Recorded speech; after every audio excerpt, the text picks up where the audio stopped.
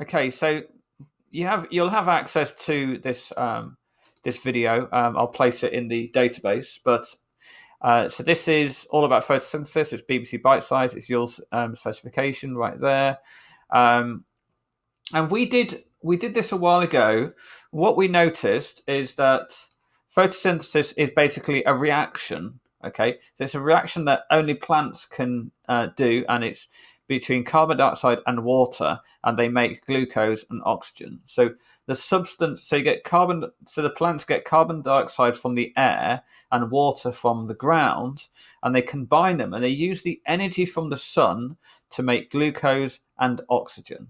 Okay, does that make sense? No, we need to understand what this chemical reaction is. It's these two come from there. What this reaction is saying is that these two things change into these two things. So the case, so yeah, yeah.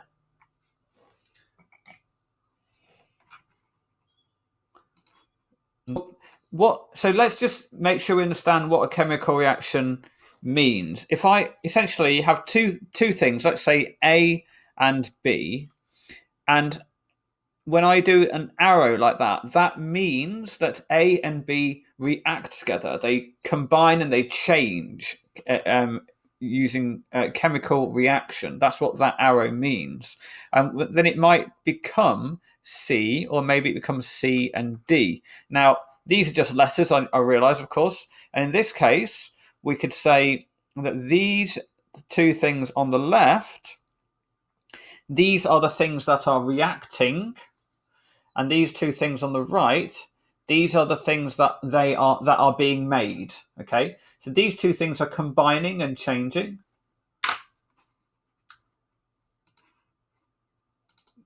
Yeah, that's a great analogy, actually. So yeah, so these two things could be the things before the arrow could be like the eggs and the milk and the flour, and then the arrow could be you putting it into the oven, and the light could be the heat from the oven, and then the glucose and oxygen, that could be the cake and the icing. So the things that are coming out of the oven, I guess. Actually, you would put the icing on after it comes out of the oven.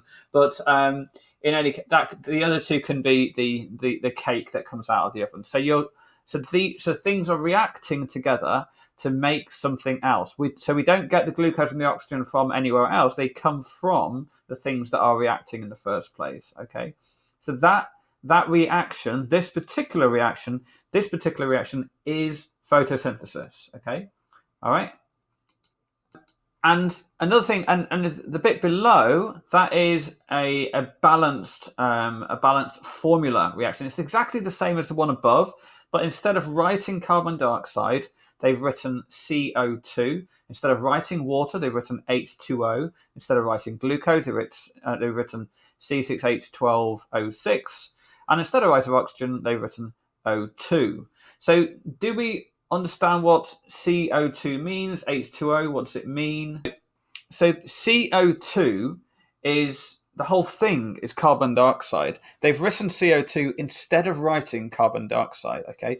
And what this tells you is that it's made out of carbon and oxygen. And what this too tells you is that there are two oxygens. In other words, this thing here, this is a carbon dioxide molecule. So you'd have a carbon atom like this, and you would have two oxygen atoms. So let's draw two oxygen atoms. Let's draw one there, and we'll draw one there. Okay. That is carbon dioxide. That's a carbon dioxide molecule. Okay. Carbon dioxide. Yeah.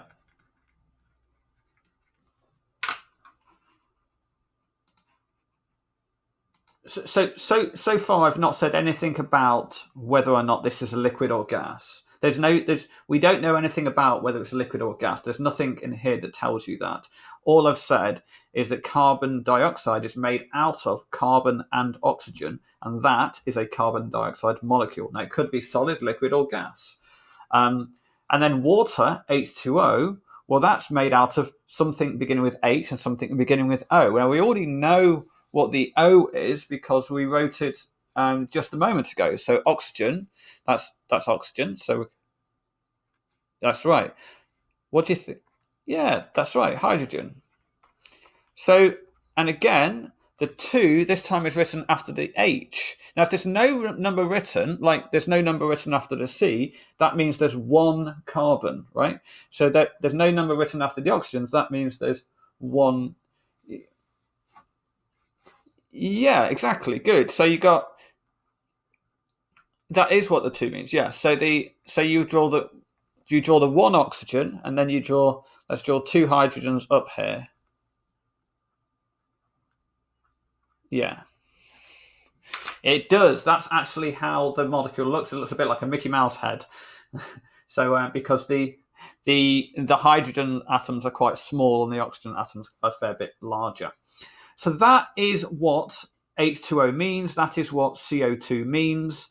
And you can see over here we've got glucose is C6H12, C6H12O6. So yeah, right. Yeah. So 6 CO2 means there are 6 lots of all of this. So it take me a little while to draw, but yeah. So I'll tell you what. I'm just going to draw that, and that's a CO2 molecule. Okay. So that's 3, 4. Well, it's a bit messy. 5 and 6. Okay. So that is 6 CO2. Okay. They do a bit, don't they?